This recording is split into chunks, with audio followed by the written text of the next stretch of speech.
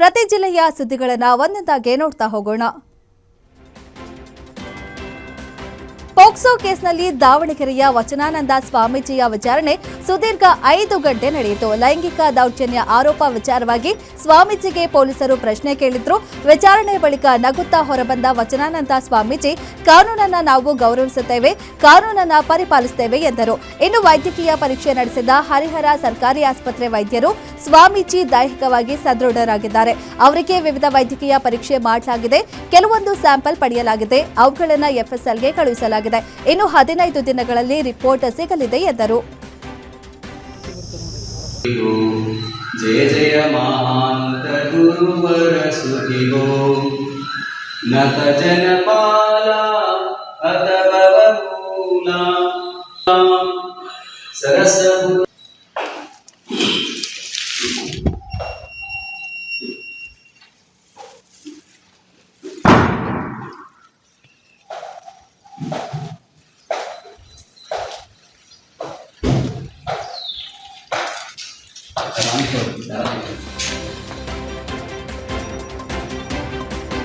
ಶಾಲಾ ಕಾಲೇಜುಗಳಲ್ಲಿ ಹಿಜಾಬ್ ಧರಿಸುವ ವಿಚಾರ ಸಂಬಂಧ ಕೇಸರಿ ಶಾಲು ಹಾಕೊಂಡು ಶಾಲೆಗೆ ಬರುವ ಹಾಗಿಲ್ಲ ಎಂಬ ಬಿಜೆಪಿ ತಕರಾರು ವಿಚಾರಕ್ಕೆ ಮೈಸೂರಿನಲ್ಲಿ ಸಿಎಂ ಸಿದ್ದರಾಮಯ್ಯ ಪ್ರತಿಕ್ರಿಯೆ ಕೊಟ್ಟಿದ್ದಾರೆ.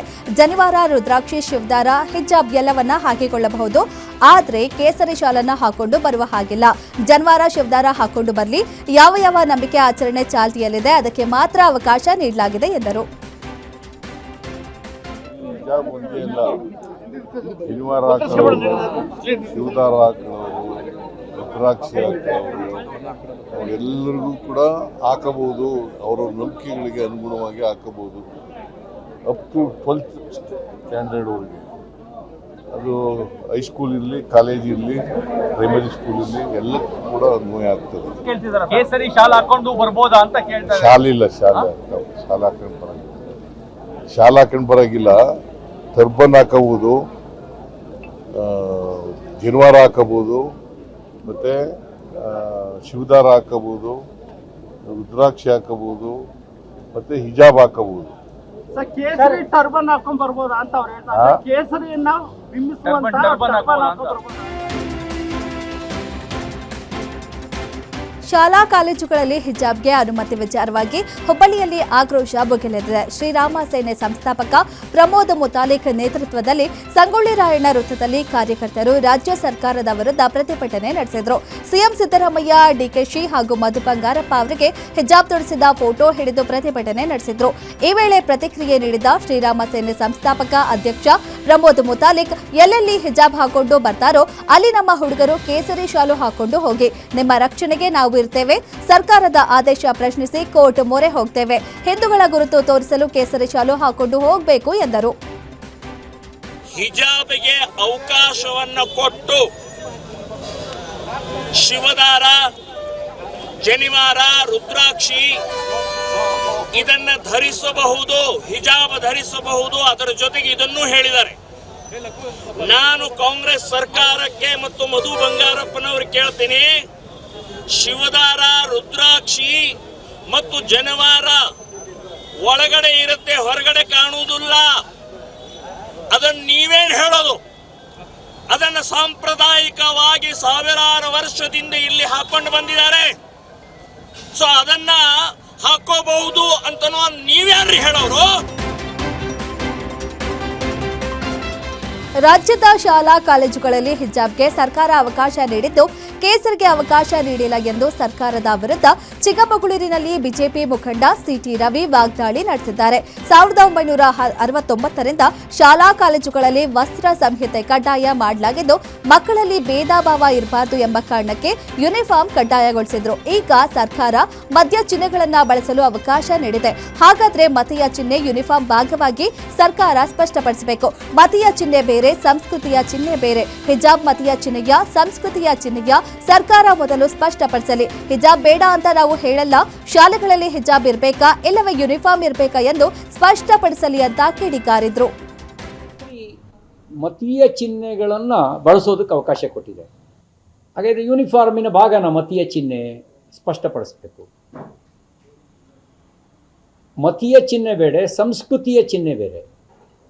ಹಿಜಾಬು ಮತೀಯ ಚಿಹ್ನೆನೋ ಸಂಸ್ಕೃತಿಯ ಚಿಹ್ನೆನೋ ಸ್ಪಷ್ಟಪಡಿಸ್ಲಿ. ಹಿಜಾಬ್ ಇರಬಾರ್ದು ಅಂತ ನಾವು ಹೇಳಲ್ಲ. ಶಾಲೆಗಳಲ್ಲಿ ಇರಬೇಕಾ? ಶಾಲೆಗಳಲ್ಲಿ ಯೂನಿಫಾರ್ಮ್ ಮಾತ್ರ ಇರಬೇಕೋ ಹಿಜಾಬು ಇರಬೇಕಾ? ಹಿಜಾಬ್ ಪಾರ್ಟ್ ಆಫ್ ಯೂನಿಫಾರ್ಮ್ ಆದರೆ ಯಾರೂ ಪ್ರಶ್ನಿಸೋಕೆ ಅವಕಾಶ ಇಲ್ಲ.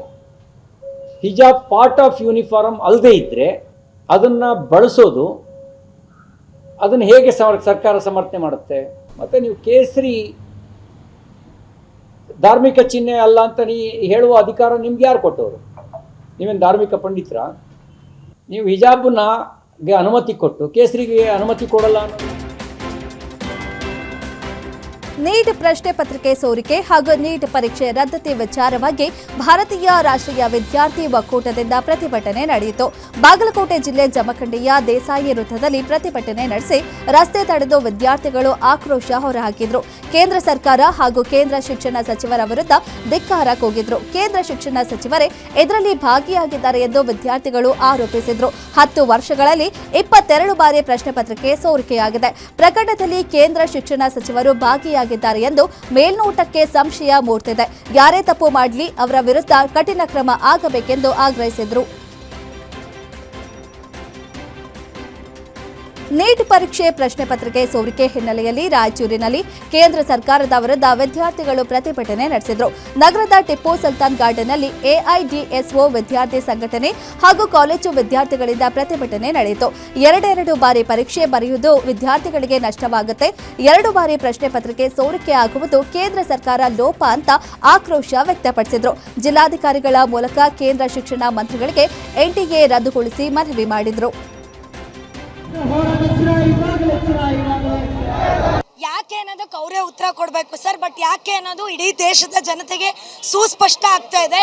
2024 NTA ಮೂಲಕ ಬಹಳ ದೊಡ್ಡ ಹಗರಣ ನಡೀತು ಸರ್.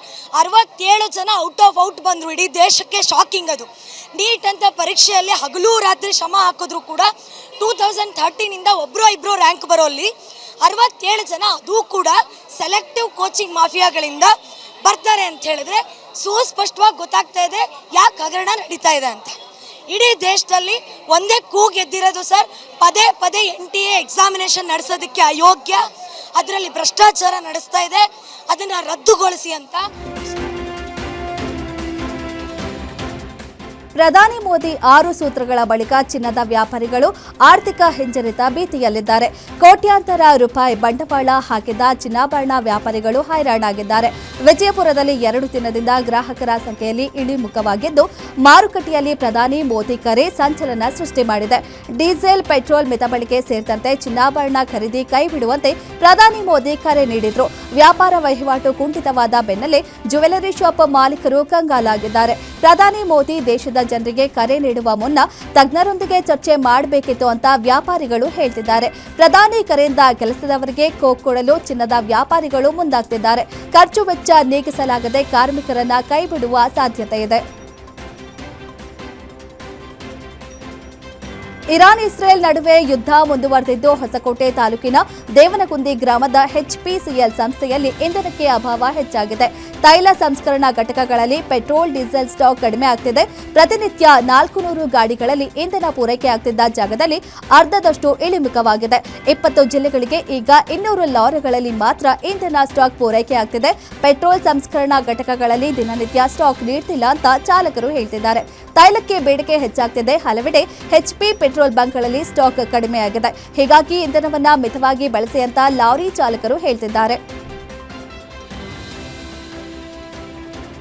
1 ವರ್ಷ ಚಿನ್ನ ಖರೀದಿಸಬೇಡಿ ಎಂಬ ಪ್ರಧಾನಿ ಮೋದಿ ಸಲಹೆ ವಿಚಾರವಾಗಿ ಕೇಂದ್ರ ಸರ್ಕಾರದ ನಿರ್ಧಾರಕ್ಕೆ ಬೆಳಗಾವಿಯಲ್ಲಿ ಚಿನ್ನದ ಅಂಗಡಿ ಮಾಲೀಕರು ಅಸಮಾಧಾನ ವ್ಯಕ್ತಪಡಿಸಿದ್ದಾರೆ.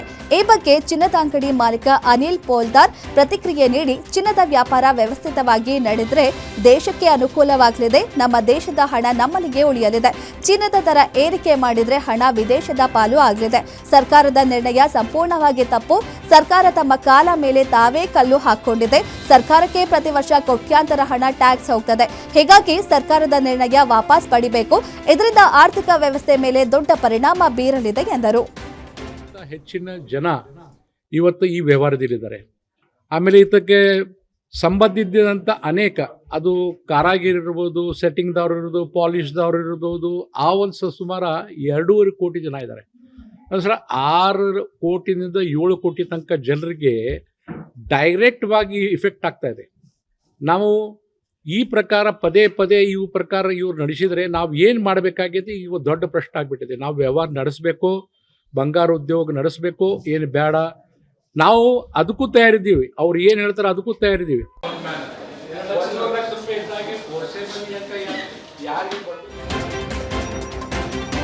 ರಸ್ತೆ ದಾಟ್ತಿದ್ದ ಮಹಿಳೆಗೆ ಅಪರಿಚಿತ ಕಾರು ಡಿಕ್ಕಿ ಹೊಡೆದ ಘಟನೆ ಶಿವಮೊಗ್ಗ ಜಿಲ್ಲೆ ಸಾಗರ ತಾಲೂಕಿನ ಆನಂದಪುರ ಬಸ್ ಸ್ಟ್ಯಾಂಡ್ ಬಳಿ ನಡೆದಿದೆ.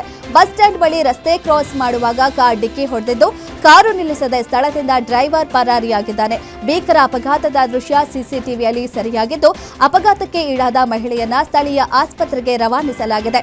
ಆನಂದಪುರ ಪೊಲೀಸ್ ಠಾಣಾ ವ್ಯಾಪ್ತಿಯಲ್ಲಿ ಘಟನೆ ನಡೆದಿದೆ. ಧಾರವಾಡದ ಅಣ್ಣಿಗೇರಿಯ ಪಿಎಲ್ಡಿ ಬ್ಯಾಂಕ್ನಲ್ಲಿ ಭಾರೀ ಅವ್ಯವಹಾರ ನಡೆದಿದೆ. 2 ವರ್ಷದ ಹಿಂದೆ ಆರಂಭವಾಗಿದ್ದ ಬ್ಯಾಂಕ್ನಲ್ಲಿ ಈವರೆಗೂ ಪತ್ರ ವ್ಯವಹಾರ ನಡೆದೇ ಇಲ್ಲ. ರೈತರ ಬಳಿ ಶೇರ್ ಪಡೆದು ಕೆಲವರಿಗೆ ಸಾಲ ಕೊಟ್ಟ ಬ್ಯಾಂಕ್ ಮುಂದಿನ ವಹಿವಾಟು ನಡೆಸಿಲ್ಲ. ಬಿಜೆಪಿಯ ದೊಡ್ಡ ನಾಯಕರ ಆಪ್ತರಾಗಿರೋ ದೇವರಾಜ ದಾಡಿಬಾವಿ ಸಂಸ್ಥಾಪಕ ಅಧ್ಯಕ್ಷತೆಯಲ್ಲಿ ಬ್ಯಾಂಕ್ ನಡೀತಿದ್ದು, ನವಲಗುಂದ ಬ್ಯಾಂಕ್ನಿಂದ ಎನ್ಒಸಿಯನ್ನ ಪಡೆಯದೆ ಬ್ಯಾಂಕ್ ಆರಂಭಿಸಲಾಗಿದೆ. ಬ್ಯಾಂಕ್ ನಂಬಿ ಹೂಡಿಕೆ ಮಾಡಿರುವ ರೈತರ ಸ್ಥಿತಿ ಈಗ ಡೋಲಾಯಮಾನವಾಗಿದೆ. ಇನ್ನು ನವಲಗುಂದ ಪಿಎಲ್ಡಿ ಬ್ಯಾಂಕ್ ಅರ್ಜಿಯನ್ನ ನಿಬಂಧಕರ ಬೆಳಗಾವಿ ಪ್ರಾಂತ ಕೋರ್ಟ್ ಎತ್ತಿ ಹಿಡಿದಿದ್ದು, ಎಲ್ಲವನ್ನ ಪರಿಗಣಿಸಿ ಬ್ಯಾಂಕ್ ರದ್ದು ಮಾಡಿ ಕೋರ್ಟ್ ಆದೇಶ ಹೊರಡಿಸಿದೆ. ಆದೇಶ ಪಾಲಿಸಲು ಬೆಳಗಾವಿ ಸಹಕಾರ ನಿಬಂಧಕ ಅಧಿಕಾರಿಗಳಿಗೆ ಕೋರ್ಟ್ ನೋಟಿಸ್ ನೀಡಿದೆ. ಆಸ್ತಿ ವಿಚಾರಕ್ಕೆ ಮಾರಕಾಸ್ತ್ರಗಳಿಂದ ದಾಳಿ ನಡೆಸಿದ ಘಟನೆ ಆನೇಕಲ್ ತಾಲೂಕಿನ ವರ್ತೂರು ಪೊಲೀಸ್ ಠಾಣಾ ವ್ಯಾಪ್ತಿಯ ಹೆಗ್ಗೊಂಡನಹಳ್ಳಿ ಬಳಿ ನಡೆದಿದೆ. ಯಲ್ಲಪ್ಪ ಮತ್ತು ಅಂಜನ್ ಎಂಬುವರಿಂದ ಡೆಡ್ಲಿ ಅಟ್ಯಾಕ್ ನಡೆದಿದ್ದು, ದಾಳಿಯ ದೃಶ್ಯಗಳು ಸಿಸಿಟಿವಿಯಲ್ಲಿ ಸೆರೆಯಾಗಿದೆ. ಘಟನೆಯಲ್ಲಿ ಮುರಳಿ ಮತ್ತು ಅರುಣ್ ಎಂಬುವರ ಮೇಲೆ ಹಲ್ಲೆ ನಡೆದಿದ್ದು, ಆಸ್ಪತ್ರೆಗೆ ದಾಖಲಿಸಲಾಗಿದೆ. ಯಲ್ಲಪ್ಪ ಮತ್ತು ಮುರಳಿ ಕುಟುಂಬದ ನಡುವೆ ಆಸ್ತಿ ವಿಚಾರಕ್ಕೆ ಗಲಾಟೆ ನಡೆದಿತ್ತು. ಈ ಬಗ್ಗೆ ಮುರಳಿ ಕುಟುಂಬದವರು ವರ್ತೂರು ಪೊಲೀಸ್ ಠಾಣೆಗೆ ದೂರು ನೀಡಿ ಎಫ್ಐಆರ್ ದಾಖಲಿಸಿದ್ರು. ಎಫ್ಐಆರ್ ದಾಖಲಾಗಿ 3 ದಿನಕ್ಕೆ ಮುರಳಿ ಕುಟುಂಬದ ಮೇಲೆ ಡೆಡ್ಲಿ ಅಟ್ಯಾಕ್ ನಡೆದಿದೆ. ಪೊಲೀಸರು ಆರೋಪಿಗಳ ಜೊತೆ ಶಾಮೀಲಾಗಿದ್ದಾರೆ ಎಂದು ಮುರಳಿ ಕುಟುಂಬದವರು ಆರೋಪಿಸಿದ್ದಾರೆ. ತಾಯಿ ಇಲ್ಲದ 8 ವರ್ಷದ ಬಾಲಕಿ ಮೇಲೆ ಕಾಮುಕ ಅತ್ಯಾಚಾರ ನಡೆಸಿದ ಘಟನೆ ಬೀದರ್ನ ಗ್ರಾಮವೊಂದರಲ್ಲಿ ನಡೆದಿದೆ. ಪಕ್ಕದ ಮನೆಯ 35 ವರ್ಷದ ಧನರಾಜ್ ಕಾಂಬಾಳೆ ಎಂಬುವನಿಂದ ಅತ್ಯಾಚಾರ ನಡೆದಿದೆ. ಮಗಳನ್ನ ಮನೆಯಲ್ಲಿ ಬಿಟ್ಟು ತಂದೆ ಕೆಲಸಕ್ಕೆ ಹೋಗಿದ್ರು. ಈ ವೇಳೆ ಬಾಲಕಿಯನ್ನ ತನ್ನ ಮನೆಗೆ ಕರೆದು ಕೀಚಕ ಅತ್ಯಾಚಾರವೆಸಗಿದ್ದಾನೆ. ಮೇ 7ರಂದು ನಡೆದ ಘಟನೆ ತಡವಾಗಿ ಬೆಳಕಿಗೆ ಬಂದಿದೆ. ಅತ್ಯಾಚಾರ ಸಂಬಂಧ ಮಹಿಳಾ ಪೊಲೀಸ್ ಠಾಣೆಗೆ ಬಾಲಕಿಯ ತಂದೆ ದೂರು ನೀಡಿದ್ದಾರೆ. ಕಾಮುಕನ ವಿರುದ್ಧ ಪೋಕ್ಸೋ ಕಾಯ್ದೆಯಡಿ ಮಹಿಳಾ ಪೊಲೀಸ್ ಠಾಣೆಯಲ್ಲಿ ಪ್ರಕರಣ ದಾಖಲಾಗಿದ್ದು, ಅಕ್ಕ ಪಡೆ ಅತ್ಯಾಚಾರಿಯ ಹೆಡೆಮುರಿ ಕಟ್ಟಿದೆ. ಮಂಡ್ಯ ಜಿಲ್ಲೆ ಪಾಂಡವಪುರದ ತೊಣ್ಣೂರು ಕೆರೆಯಲ್ಲಿ ರೈತರು ಅನಧಿಕೃತ ಪಂಪ್ ಸೆಟ್ಗೆ ಚಾಲನೆ ನೀಡುತ್ತಿದ್ದ ವೇಳೆ ತಿರುಮಲಾಪುರದ ಬಳಿ ತಾಲೂಕು ಆಡಳಿತ ಅಧಿಕಾರಿಗಳು ಕಾರ್ಯಾಚರಣೆ ನಡೆಸಿ ಅನಧಿಕೃತ ಪಂಪ್ ಸೆಟ್ಗಳನ್ನು ತೆರವು ಮಾಡಿದ್ರು. ಸ್ಥಳಕ್ಕೆ ಭೇಟಿ ನೀಡಿದ ಸೆಸ್ಕ್ ಅಧಿಕಾರಿಗಳು ರೈತರ ಪಂಪ್ ಸೆಟ್ನ ವಿದ್ಯುತ್ತನ್ನು ಕಡಿತಗೊಳಿಸಿದ್ರು. ಕೆರೆಯ ನೀರು ಸದ್ಯ ಕುಡಿಯುವ ನೀರಿಗೆ ಬಳಸಿಕೊಳ್ಳಲು ಆದೇಶ ಇದೆ. ಕುಡಿಯುವ ನೀರಿನ ಸಂಸ್ಕರಣೆಗೆ ಒತ್ತು ಕೊಡಬೇಕು ಅಂತ ರೈತರಿಗೆ ಅಧಿಕಾರಿಗಳು ಎಚ್ಚರಿಕೆ ನೀಡಿದ್ರು. ಅಧಿಕಾರಿಗಳ ನಡೆಗೆ ತೀವ್ರ ಆಕ್ರೋಶ ವ್ಯಕ್ತಪಡಿಸಿದ್ದ ರೈತರು ಸಾಮೂಹಿಕ ಆತ್ಮಹತ್ಯೆಯ ಎಚ್ಚರಿಕೆ ನೀಡಿದ್ರು. ತೊಣ್ಣೂರು ಕೆರೆಯಿಂದ ಬೆಳಗಾಗಿ 50ಕ್ಕೂ ಹೆಚ್ಚು ಪಂಪ್ ಸೆಟ್ ಮೂಲಕ ನೀರು ರೈತರು ಹಾಯಿಸಿಕೊಳ್ತಿದ್ರು.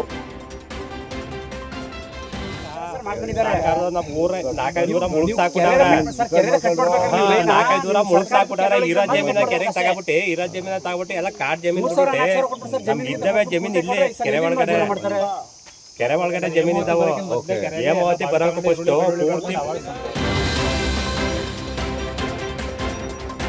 ಕಾಲುವೆಯಲ್ಲಿ ಈಜಾಡಲು ಹೋಗಿದ್ದ ಬಾಲಕ ನೀರು ಪಾಲಾದ ಘಟನೆ ಯಾದಗಿರಿ ಜಿಲ್ಲೆ ಸುರಪುರ ತಾಲೂಕಿನ ಕೆಂಬಾವಿಯ ನಾರಾಯಣಪುರ ಎಡದಂಡೆ ಕಾಲುವೆಯಲ್ಲಿ ನಡೆದಿದೆ. 14 ವರ್ಷದ ಬಾಲಕ ಶಿವಕುಮಾರ್ ನೀರು ಪಾಲಾಗಿದ್ದಾನೆ.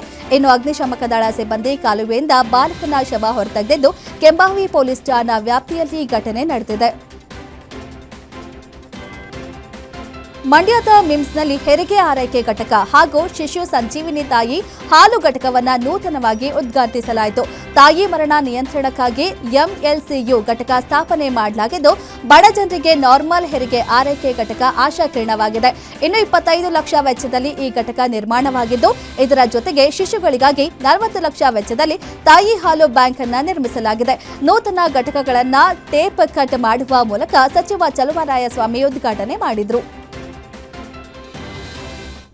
ಎದೆ ಹಾಲು ಬ್ಯಾಂಕ್ ಮಾಡ್ತಕ್ಕಂಥದ್ದು ಮತ್ತು ನೈಜ ಡೆಲಿವರಿ ಮಾಡಿಸ್ತಕ್ಕಂಥದ್ದಕ್ಕೆ ವಿಕ್ಟೋರಿಯಾದಲ್ಲಿ ಒಂದಷ್ಟು ಜನ ನರ್ಸ್ಗೆ ಟ್ರೈನಿಂಗ್ ಎಲ್ಲ ಕೊಟ್ಟು ಇಲ್ಲಿ ಅವ್ರನ್ನ ಮೋಟಿವೇಟ್ ಮಾಡಿ ನಾರ್ಮಲ್ ಡೆಲಿವರಿಗೆ ಅವರ ಮನಸ್ಸು ಮತ್ತು ಅವರ ಪರಿಸ್ಥಿತಿ ಕೋಆಪ್ರೇಟ್ ಮಾಡೋ ಥರ ಮಾಡ್ತಕ್ಕಂಥದ್ದಕ್ಕೆ ಎಲ್ಲ ಏನು ಮಾಡ್ಬೋದು ಅನ್ನೋದನ್ನು ವಾತಾವರಣವನ್ನು ಮನೆಯ ವಾತಾವರಣ ಥರ ಮಾಡಿ ಅವ್ರಿಗೆ ನೋವು ಫೀಲ್ ಆಗದೇ ಇರೋ ರೀತಿಯಲ್ಲಿ ಮತ್ತು ಹಿಂದೆಲ್ಲ ಬೆಳಗ್ಗೆ ಎದ್ರೆ ವ್ಯವಸಾಯ ಮಾಡ್ಕೊಂಡಿರ್ತಿದ್ರು ಹೊಲದ ಹತ್ರ. ಭದ್ರಾ ಬಲದಂಡೆ ನಾಲೆಗೆ ಈಜಲು ತೆರಳಿದ್ದ ಇಂಜಿನಿಯರಿಂಗ್ ವಿದ್ಯಾರ್ಥಿಗಳಿಬ್ಬರು ನೀರು ಪಾಲಾದ ಘಟನೆ ದಾವಣಗೆರೆ ಜಿಲ್ಲೆ ಚನ್ನಗಿರಿ ತಾಲೂಕಿನ ಮರಬನಹಳ್ಳಿ ಬಳಿ ನಡೆದಿದೆ. ವಿವೇಕ್ ಮಾನಸ ಮೃತ ದುರ್ದೈವಿಗಳಾಗಿದ್ದಾರೆ.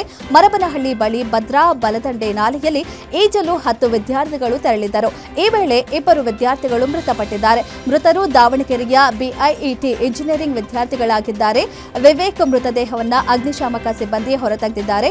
ಮತ್ತೊಬ್ಬ ವಿದ್ಯಾರ್ಥಿನಿ ಮಾನಸ ಮೃತದೇಹಕ್ಕಾಗಿ ಶೋಧ ಕಾರ್ಯ ಮುಂದುವರೆದಿದೆ. ನದಿಗೆ ಹಾರಿ ಮಹಿಳೆ ಆತ್ಮಹತ್ಯೆಗೆ ಯತ್ನಿಸಿದ ಘಟನೆ ಮಂಡ್ಯ ಜಿಲ್ಲೆ ಶ್ರೀರಂಗಪಟ್ಟಣದ ಉತ್ತರ ಕಾವೇರಿ ಸೇತುವೆ ಬಳಿ ನಡೆದಿದೆ.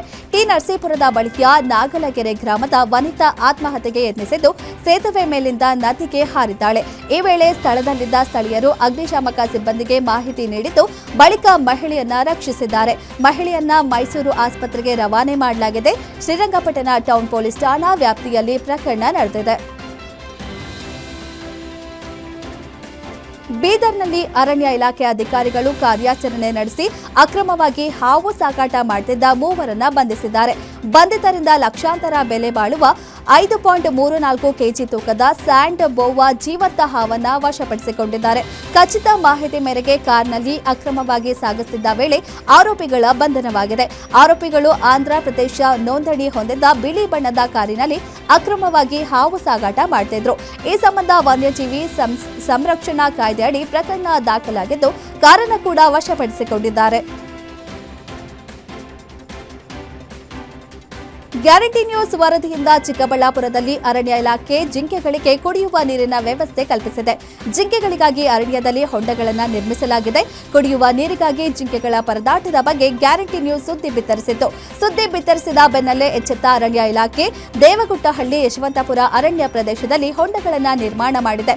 ಗ್ಯಾರಂಟಿ ನ್ಯೂಸ್ ವರದಿಗೆ ಚಿಂತಾಮಣಿ ಸಹಾಯಕ ಅರಣ್ಯ ಸಂರಕ್ಷಣಾಧಿಕಾರಿ ವೀರಭದ್ರಪ್ಪ ಕುಂಬಾರ ಸ್ಪಂದಿಸಿದ್ದಾರೆ.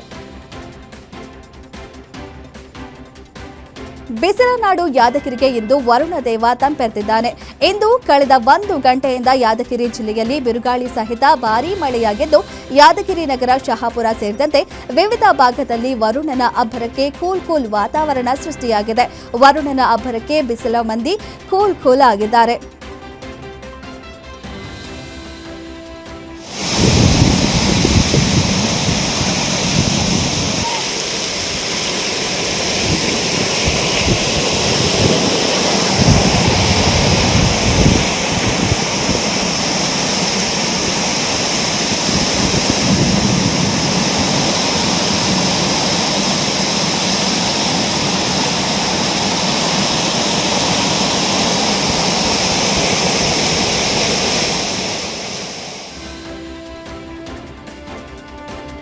ಚಿಕ್ಕಮಗಳೂರಿನ ರಾಷ್ಟ್ರೀಯ ಹೆದ್ದಾರಿಯಲ್ಲಿ ಕಾಡಾನೆಯೊಂದು ಕಾಣಿಸಿಕೊಂಡಿದೆ. ಮಂಜಿನ ನಡುವೆ ಬೆಳ್ಳಂಬೆಳಗ್ಗೆ ಚಾರ್ಮಡಿ ಘಾಟ್ನ 4ನೇ ತಿರುವಿನಲ್ಲಿ ಕಾಡಾನೆ ವಾಹನ ಸವಾರರಿಗೆ ದರ್ಶನ ನೀಡಿದ್ದು, ದಿನನಿತ್ಯ ರಸ್ತೆಯ ಅಂಚಿನಲ್ಲಿ ಕಾಡಾನೆ ಕಾಣಿಸಿಕೊಳ್ತಿದ್ದು, ರಸ್ತೆಯಲ್ಲಿ ಸಂಚರಿಸುವ ಸವಾರರಿಗೆ ಆತಂಕ ಸೃಷ್ಟಿಯಾಗಿದೆ.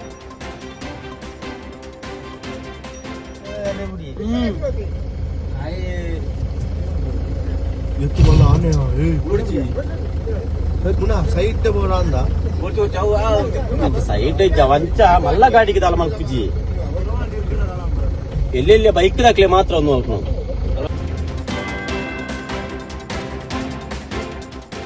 ಬೆಂಗಳೂರು ಗ್ರಾಮಾಂತರ ಜಿಲ್ಲೆ ದೊಡ್ಡಬಳ್ಳಾಪುರದಲ್ಲಿ ಕಾರ್ಯಾಚರಣೆ ನಡೆಸಿದ ಅಧಿಕಾರಿಗಳು ಬಾಲ್ಯ ವಿವಾಹ ತಡೆದಿದ್ದಾರೆ. ದೊಡ್ಡಬಳ್ಳಾಪುರದ ಗುರುರಾಜ ಕಲ್ಯಾಣ ಮಂಟಪದಲ್ಲಿ ಬಾಲ್ಯ ವಿವಾಹ ನಡೆಯುತ್ತಿದ್ದ ಬಗ್ಗೆ ಅಪರಿಚಿತರಿಂದ ಮಕ್ಕಳ ಸಹಾಯವಾಣಿ ದೂರು ಬಂದಿತ್ತು. ದೂರು ದಾಖಲಿಸಿಕೊಂಡು ಕಾರ್ಯಾಚರಣೆ ನಡೆಸಿದ ಅಧಿಕಾರಿಗಳು ಬಾಲ್ಯ ವಿವಾಹವನ್ನ ತಡೆದಿದ್ದಾರೆ. ಇನ್ನು ಬಾಲಕಿಯನ್ನ ರಕ್ಷಿಸಿ ದೊಡ್ಡಬಳ್ಳಾಪುರದ ಸಖಿ ಕೇಂದ್ರಕ್ಕೆ ಬಿಟ್ಟಿದ್ದಾರೆ. ಮಹಿಳಾ ರಕ್ಷಣಾ ಘಟಕದ ಅಧಿಕಾರಿ ಅನಿತಾ ಲಕ್ಷ್ಮಿ ಮತ್ತು ಶ್ರೀನಿವಾಸ ನೇತೃತ್ವದಲ್ಲಿ ರಕ್ಷಣೆ ಕಾರ್ಯ ನಡೆದಿದೆ.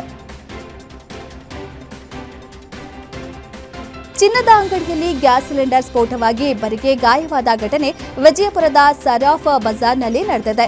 ಘಟನೆಯಲ್ಲಿ ಅಕ್ಕಸಾಲಿಗ ಕೆಲಸಕ್ಕೆ ಬಂದಿದ್ದ ಚಿನ್ನದ ಅಂಗಡಿ ಸಿಬ್ಬಂದಿ ಬೀಜು, ನಾನಾ ಹಕೀಂ ಎಂಬುವರಿಗೆ ಸುಟ್ಟ ಗಾಯವಾಗಿವೆ. ಗಾಯಾಳುಗಳನ್ನು ಆಸ್ಪತ್ರೆಗೆ ರವಾನಿಸಲಾಗಿದೆ. ಚಿನ್ನದ ಅಂಗಡಿಯಲ್ಲಿ ಕುಲುಮೆಯ ಕೆಲಸ ಮಾಡುವಾಗ ಏಕಾಏಕಿ ಸಿಲಿಂಡರ್ ಸ್ಫೋಟವಾಗಿದೆ. ಇನ್ನು ಸ್ಫೋಟದ ತೀವ್ರತೆಗೆ ಚಿನ್ನದ ಅಂಗಡಿಯ ಶಟರ್ ಬಾಗಿಲು ಒಡೆದು ಹೋಗಿದ್ದು ಯಾವುದೇ ಪ್ರಾಣಹಾನಿ ಸಂಭವಿಸಿಲ್ಲ. ಸ್ಫೋಟದ ಸದ್ದು ಕೇಳಿ ಜನರು ಗುಂಪು ಸೇರಿದ್ದು ಕೆಲ ಹೊತ್ತು ಸರಾಫ್ ಬಜಾರ್ನಲ್ಲಿ ಆತಂಕದ ವಾತಾವರಣ ನಿರ್ಮಾಣ ಆಗಿತ್ತು. ಮಂಡ್ಯದಲ್ಲಿ ಮಳೆಗಾಗಿ ಮೊತ್ತಹಳ್ಳಿ ಗ್ರಾಮದ ಜನರು ದೇವರ ಮೊರೆ ಹೋಗಿದ್ದಾರೆ. ಮಳೆಗಾಗಿ ಬನ್ನಂತಮ್ಮನ ದೇವಿ ಹಬ್ಬ ಮಾಡಿದ್ದಾರೆ.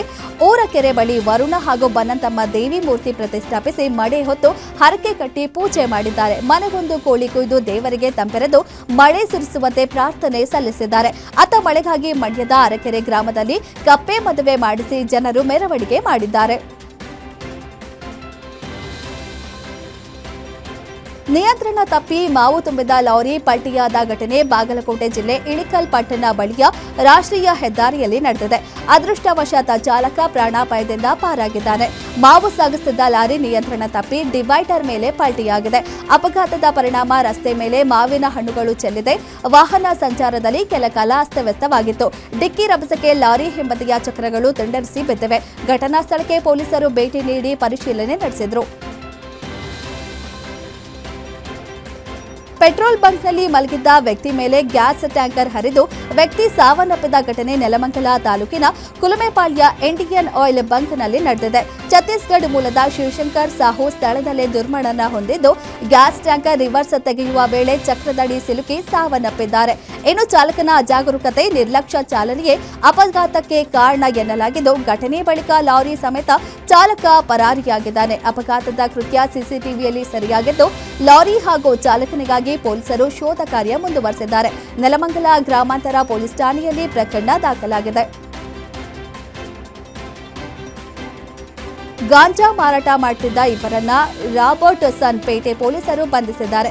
ಕೆಜಿಎಫ್ನ ರಾಬರ್ಟ್ಸನ್ ಪೇಟೆಯ ಸ್ವಾಮಿನಾಥಪುರಂ ಬಳಿ ಆರೋಪಿಗಳು ಗಾಂಜಾ ಮಾರಾಟ ಮಾಡುತ್ತಿದ್ದರು. ಖಚಿತ ಮಾಹಿತಿ ಮೇರೆಗೆ ದಾಳಿ ನಡೆಸಿದ ರಾಬರ್ಟ್ಸನ್ ಪೇಟೆ ಪೊಲೀಸರು ಬೆಂಗಳೂರಿನ ಪ್ರಜ್ವಲ್ ರಾಜು ಎಂಬುವರನ್ನ ಬಂಧಿಸಿದ್ದಾರೆ. ಬಂಧಿತರಿಂದ 1,25,000 ಬೆಲೆ ಬಾಳುವ 2.450 ಕೆಜಿ ಗಾಂಜಾವನ್ನ ವಶಪಡಿಸಿಕೊಂಡಿದ್ದಾರೆ. ಈ ಸಂಬಂಧ ರಾಬರ್ಟ್ಸನ್ ಪೇಟೆ ಪೊಲೀಸ್ ಠಾಣೆಯಲ್ಲಿ ಪ್ರಕರಣ ದಾಖಲಾಗಿದೆ. ಹೆದ್ದಾರಿಯ ಡಿವೈಡರ್ಗೆ ಬೈಕ್ ಡಿಕ್ಕಿಯಾಗಿ ಮಹಿಳೆ ಸಾವನ್ನಪ್ಪಿದ್ದು ಒಬ್ಬರಿಗೆ ಗಂಭೀರ ಗಾಯವಾದ ಘಟನೆ ದೇವನಹಳ್ಳಿ ಹೊರವಲಯದ ಬೊವನಹಳ್ಳಿ ಗೇಟ್ ಬಳಿ ನಡೆದಿದೆ. ಪೀಣ್ಯದ ಚಂದನ ಮೃತ ದುರ್ದೈವಿಯಾಗಿದ್ದಾರೆ.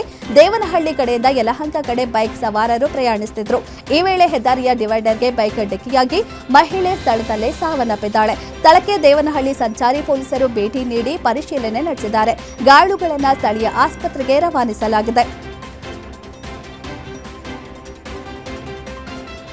ಸಾಲಬಾಧೆ ಹಾಗೂ ಕೌಟುಂಬಿಕ ಕಲಹದ ಹಿನ್ನೆಲೆ ಮರಕ್ಕೆ ನೇಣು ಬಿಗಿದುಕೊಂಡು ವ್ಯಕ್ತಿ ಆತ್ಮಹತ್ಯೆ ಮಾಡಿಕೊಂಡ ಘಟನೆ ಕೋಲಾರ ನಗರದ ಆರ್ಟಿಒ ಕಚೇರಿ ಬಳಿ ನಡೆದಿದೆ. 45 ವರ್ಷದ ಗಜೇಂದ್ರನ್ ಆತ್ಮಹತ್ಯೆಗೆ ಶರಣಾದ ವ್ಯಕ್ತಿಯಾಗಿದ್ದಾನೆ. ಗ್ಯಾರೇಜ್ನಲ್ಲಿ ಕೆಲಸ ಮಾಡುತ್ತಿದ್ದ ಗಜೇಂದ್ರನ್ ಸಾಲಬಾಧೆ ಹಾಗೂ ಕೌಟುಂಬಿಕ ಕಲಹದಿಂದ ಬೇಸತ್ತು ಆತ್ಮಹತ್ಯೆ ಮಾಡಿಕೊಂಡಿದ್ದಾನೆ. ಕೋಲಾರ ನಗರ ಪೊಲೀಸ್ ಠಾಣಾ ವ್ಯಾಪ್ತಿಯಲ್ಲಿ ಘಟನೆ ನಡೆದಿದೆ.